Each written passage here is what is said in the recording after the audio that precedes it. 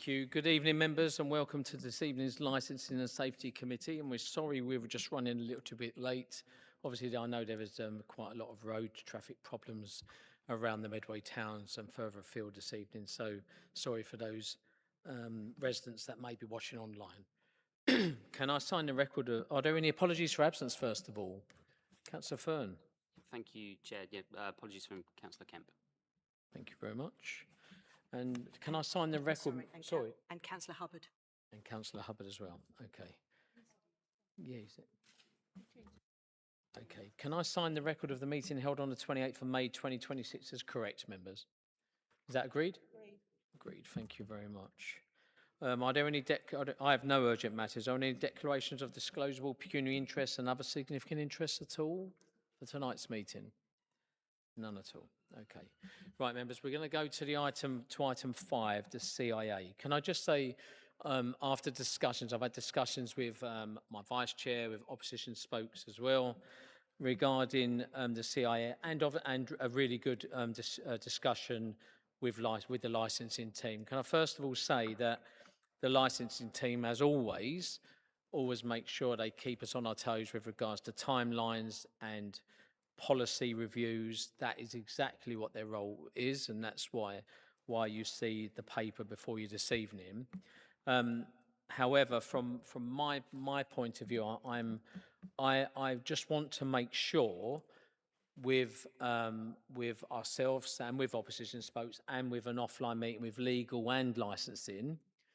I want there to be a discussion around timelines, consultees, engagement, and obviously the incoming LGR as well, which we've got, because we know that some councils, well, I think we're the only council that has a CIA, and others in the new LGR grouping don't. So I just want to make sure that if we can have an offline discussion, we then come back to the next meeting with a very clear, urgent plan, because I do know, especially from Emily, Emily will have it all on notes about exactly when we need to do things. I want to make sure that when we come back, that if we do need to do it quick and we do need to work the way that's laid out in the paper, then we'll have a clear route, but clear timelines too. But just to make sure all members know, the timeline will be very tight, probably. And I think for many members who have spoken to me in advance of this meeting, I know, and councillors as well that are not on this committee, I know the concerns were around who would be involved, who would be invited to who would be consulted with, would societies be consulted with, would stakeholders, that sort of thing was around the issue. And obviously I'm not saying we will have the offline discussion with the police, but we have the concerns of the police as well with regards to changes to the CIA too. So I am asking for a seconder for deferral on this item, and I will be, after we've had our urgent offline discussions, I will be asking Democratic Services. The next meeting is the end of October. I think that's too late.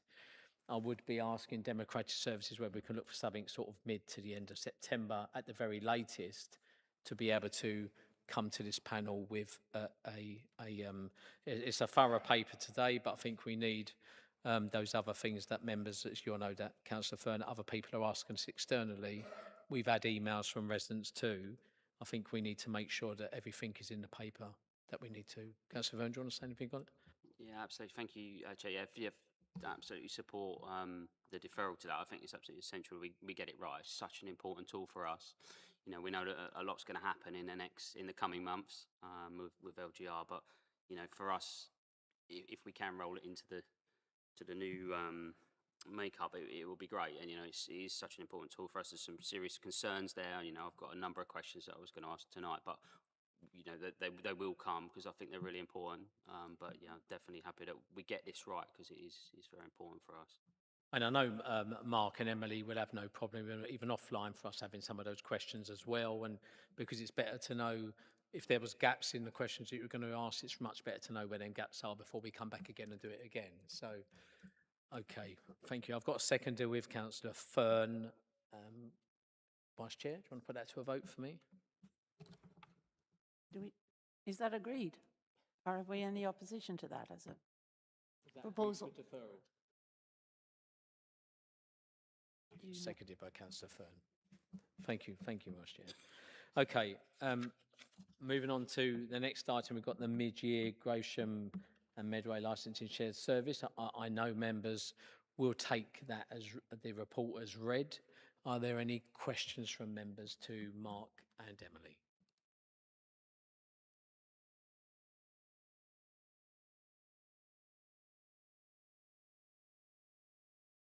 Just as Emily is arriving as well. So, nothing at all, Vice Chair. Anything you want to ask? Mark, did you want your team? Did you want Emily to give a little overview or not? You've taken it as read, but did you want a little part, or are you content with no questions from members? Thank you, Chair. I think that if members are happy and don't have any questions, then we're happy to take it as read. And of course, if any members have any questions afterwards, they can contact us directly and we'll be happy to reply. Thank you, Mark. And I must say, I know that members do come through to licensing quite regularly and ask questions. I know when your team can answer certain things around certain applications, they certainly do anyway. So thank you for that. So, Vice Chair, could you put the recommendation?